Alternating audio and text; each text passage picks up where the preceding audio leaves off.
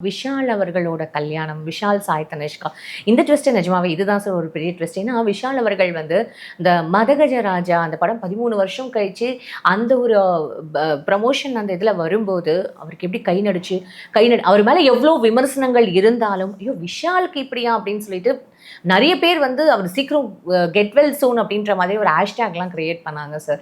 இப்போ திடீர்னு வந்து இப்போ கூட இந்த மிஸ் கூவாகம் அந்த ஒரு நிகழ்ச்சிக்கு போய் கூட மயக்கம் போட்டு விழுந்தபோது கூட, இன்னும் ஒரு ரெக்கவர் ஆகலையா அப்படின்னு இருக்கும்போது, திடீர்னு அதிரடியா படத்து ஒரு ப்ரமோஷன்ல போய் நாங்க கல்யாணம் பண்ணிக்க போறோமா, அதுவும் அவரோட பர்த்டே அன்னைக்குன்னு சொல்லும்போது, ரொம்ப சந்தோஷமான ஒரு விஷயமா தான் சார் இருக்கு. இது எப்படி? இல்ல பொதுவா வந்து ஒரு கல்யாணம்ன்றது ஒரு ஒரு வாழ்க்கையில ஒரு மனுஷனுக்கு நடக்கணும் தானே.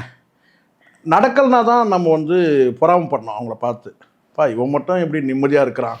இது கல்யாணமே பண்ணிக்காம இருக்கிறானே அப்படின்னு சொல்லிட்டு. ஏன்னா அப்படிதான். ஏன்னா இவன் மட்டும் வந்து நம்ம மட்டும் குடும்ப வாழ்க்கையில மாறிட்டு பொண்டாட்டி பிள்ளைங்கன்னு மாட்டிக்கிட்டு எவ்வளோ கஷ்டப்படுறோம் நம்ம.